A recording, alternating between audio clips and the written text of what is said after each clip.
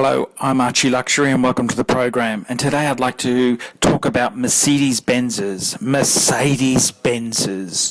And I've been a huge fan of the three-pointed star for a long time. And I do love modernish type Benzes. This is a 04 E320 that you see on the screen here. It's a friend of mine. He lent it to me. And I think it's just wonderful to get behind the wheel of a Mercedes. But I really love the classic Benzes, and there can be nothing more classic than a Pagoda Mercedes-Benz. And this particular car here is a 1965 230 SL. It's the Pagoda roof. It gets that name because of the way the roof bows, like a pagoda. And it's a wonderful colour. I just love this original 1960s blue. And my kids love this little Mercedes as well. They love the back there. It doesn't have conventional safety. There's no airbag. There's no seat belts, even for the kids on the parcel shelf. But there's just something cute about a vintage Mercedes that no other car really has. And it's a wonderful tribute to this car that it is such a well-designed car, even though it's over 45 years old. And it's just a magnificent motor car. And this was a car that was lent to me. A good friend of mine bought it, and he got me to pick it up and get a few repairs organised, and he entrusted it with me, and I very nearly bought it. And it's one of these things here. It was a great experience. I had this car for a couple of months, and it let me see what is classic car ownership like. And I can certainly tell you, it's not for the light-hearted. You have to be a proper motoring enthusiast. And these are not an inexpensive car to maintain. But let's have a look at the beautiful parts. Firstly, there's this beautiful blue. Have you ever seen such a gorgeous blue? 1965. This is the original roof. That's the Pagoda roof there. It's the original metallic-y blue. And this car has actually been resprayed. It's not a concours car, but it's very original, and it's always been loved. That's one thing about the Pagoda, is that they never had a bad period. They were so expensive when they were new, and when they entered the second-hand market, they had already become design icons. They already had become classics. And that helps explain why this car here is in such nice condition. It never really had a bad period. And this car here, there's just something about it.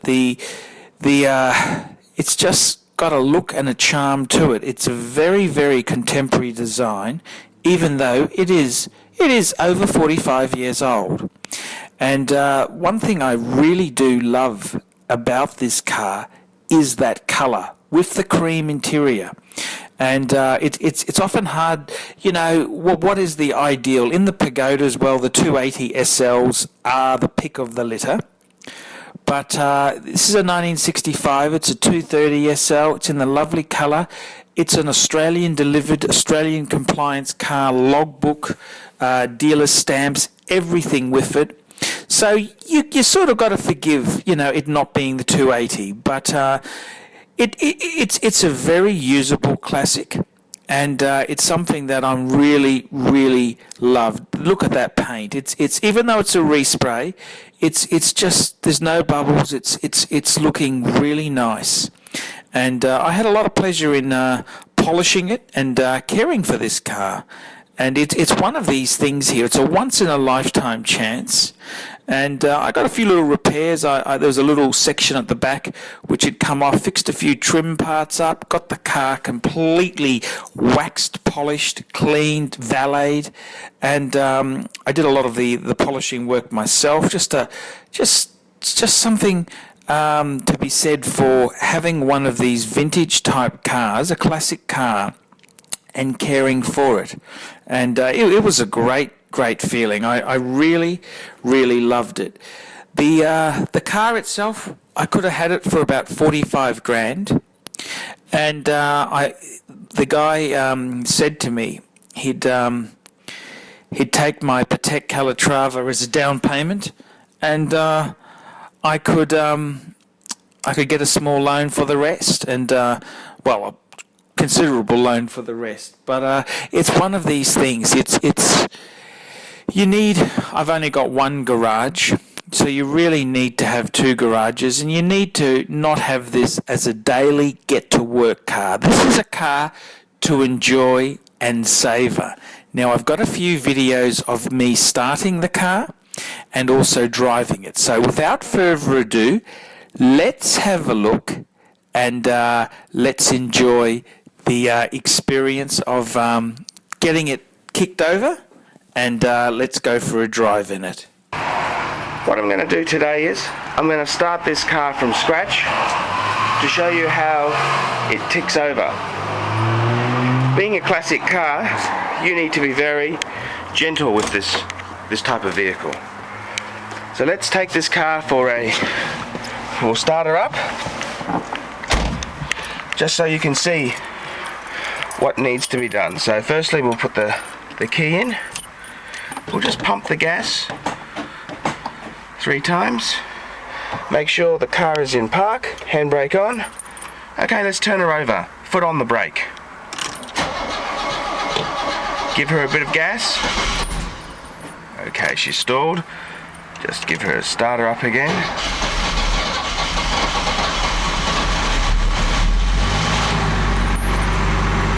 We're giving her some gas. Okay. Now, just having a look at my watch here. And we need to allow 5 minutes for the car to start. We cannot, this is not a modern car. You cannot just jump in and drive. You must let this girl warm up. Having a look at the temp gauge there, we can see she's cold. We've got reasonable oil pressure. It's a very, very important thing. The oil pressure is jumping around. You want to investigate that before you really want to turn the car off. Fuel, we've got about 3/4 of a tank of fuel. Okay, let's go and have a look at the back exhaust pipe to see how she's behaving at the back there.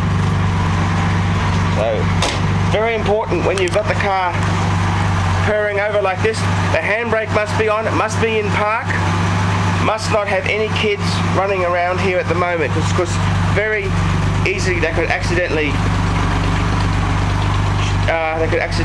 touch the automatic transmission and put it into drive. So you've just got to be very, very careful. This is just standard safety procedures. We look at the exhaust pipe. She's blowing a little bit of water there, which is, for an old classic, is okay. We're not seeing a lot of smoke out of her because she's a pretty nice engine. So just having a look there, I just want to show you. You can see, of course, she is doing making a little bit of a mess on my driveway, which is quite okay. It's not I'm honoured to have a Mercedes making a mess on the driveway. So let's have a look there. We're ticking her over. Very nice note. We're just listening, just have a quick look at the front of the car. We'll listen for any noises, knockings. A slight cam or a tappet noise there, which I'm going to investigate. Nothing hugely serious. It's a very nice note there. So there we go. So there we go.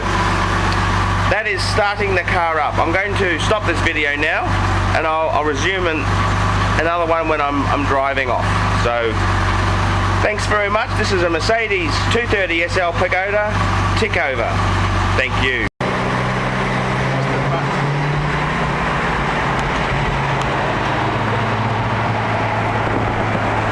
Here we are today in Andy's Mercedes 230 SL. I've just come back from a friend. I was going to say E-Type.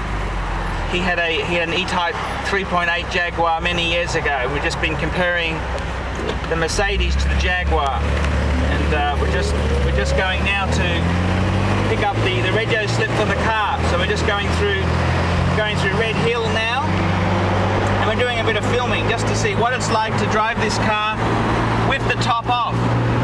We're just doing a bit of filming now. And Barry actually said the engine note, that's a fuel injected engine note. Well, this one. We're driving along. Just got to merge nicely. You've got to drive very carefully in this car.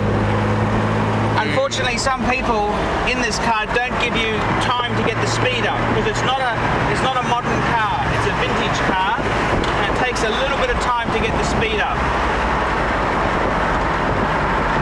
Push it. Here we go. We're just coming into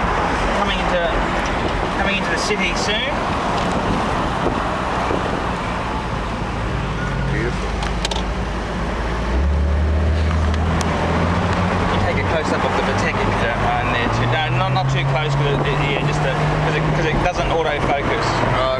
We've got the car in drive, which is number 4 on the auto transmission, and we're taking off from the lights.